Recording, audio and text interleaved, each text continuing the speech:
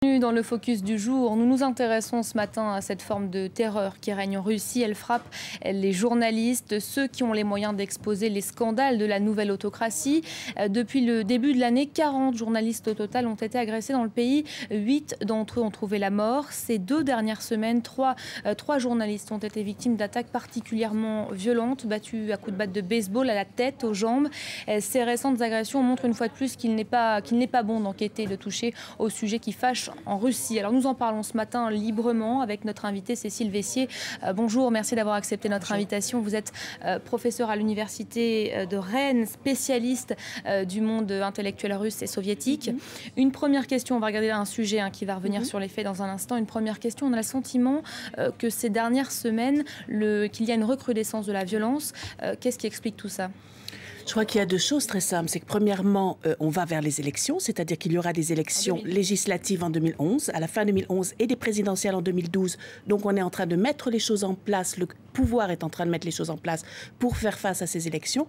Et d'autre part, je crois aussi que dans la société, dans une partie de la société, il y a une montée des revendications pour avoir plus de liberté de parole, pour avoir plus de liberté d'expression, et donc ça provoque des confrontations. On essaie de faire taire la société. Donc le pouvoir qui verrouille les médias, et dans le même temps, Dimitri Medvedev qui prend la parole, qui promet de punir les coupables et de protéger la liberté d'expression. Promesse difficile à croire quand on sait que dans le pays, les 18 assassinats de nos confrères n'ont toujours pas été élucidés. Voyez ce reportage de nos correspondants à Moscou, Ksenia Bolchakova et Xavier Luizet.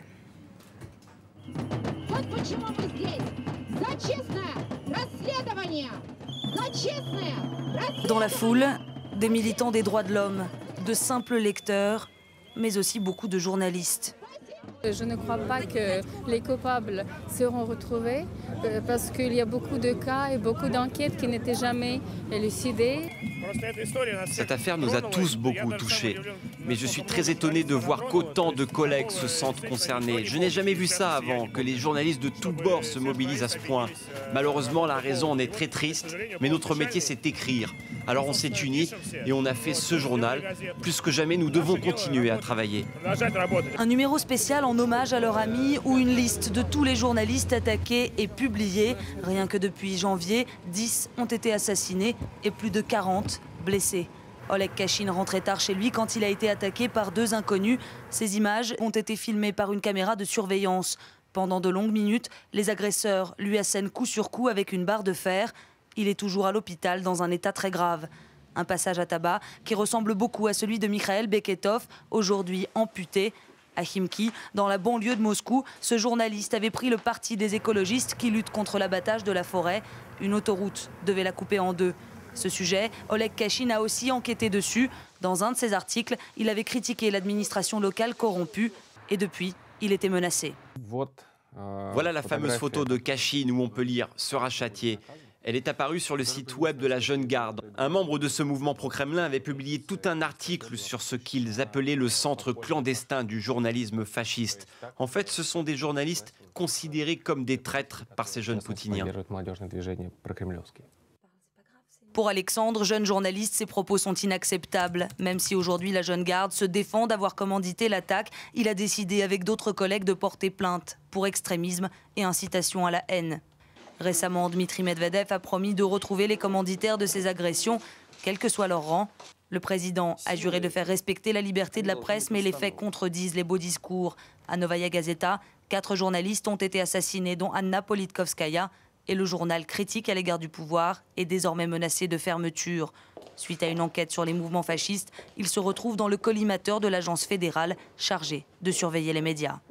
Nous avons cité des extraits de textes publiés sur leur site. Et à cause de ça, on nous accuse de faire la propagande du fascisme. À part un débilisme profond, je ne vois dans cette démarche aucune logique. Mais les faits restent les faits. Au 2e avertissement, le gouvernement peut, par décision du tribunal, nous retirer notre licence. Seul espoir, la mobilisation inédite de la profession. Même les journalistes des chaînes contrôlées par l'État ont protesté lors des récentes manifestations. Et tous ont promis de continuer à battre le pavé jusqu'à ce que les récents crimes soient élucidés. Un fait assez nouveau, finalement, on a vu des dizaines, des centaines de journalistes dans la rue. Est-ce qu'on est à un tournant ?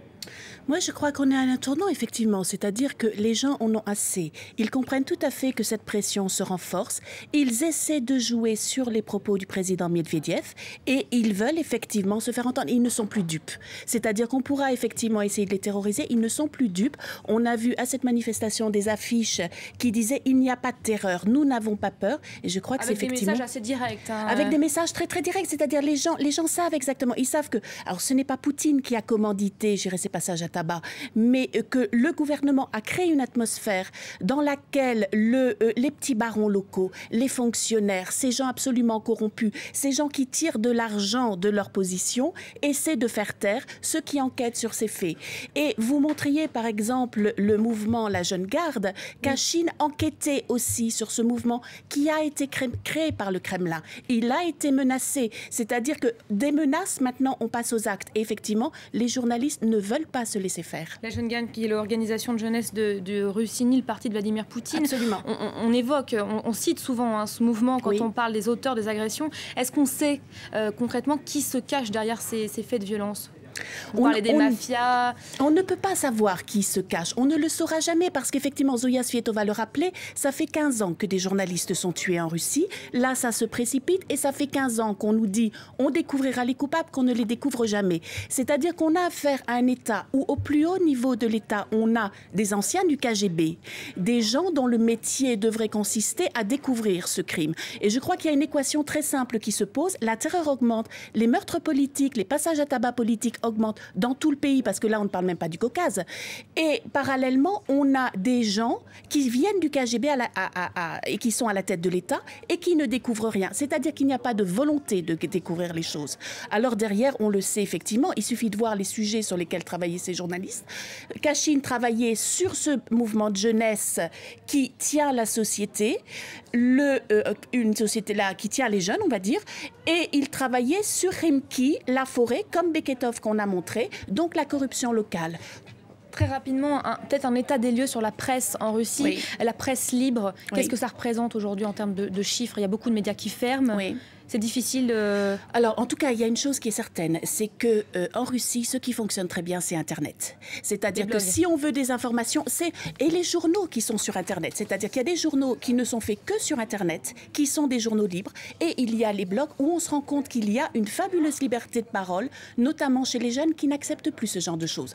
Après, la presse officielle, bon, il y a des bons journaux papier. On a vu, par exemple, New Times, on a vu Novaya Gazeta, mais il y a une presse aussi sous contrôle. Je vous remercie d'avoir accepté notre invitation. C'est la fin de ce focus du jour. On va se quitter sur ces mots. Restez sur France 24 à suivre d'autres infos tout de suite.